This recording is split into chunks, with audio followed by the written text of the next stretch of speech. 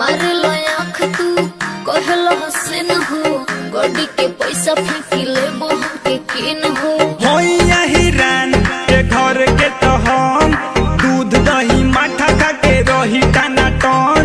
होइया हिरान के घर के तो हम दूध दही माठा खा के रही टाना टहन। होइया हिर अहिर अहिर अहिर अहिर घर के हम होइया हिर अहिर अहिर अहिर अहिर घर के हम होइया हिर अहिर अहिर अहिर अहिर घर के हम होइया दो या दो या दो या दो या दो जी तो हम हमर चोर होली जवानी लोग देखिए पगला गई बहू मारे लो आँख तू कहलो हसन हो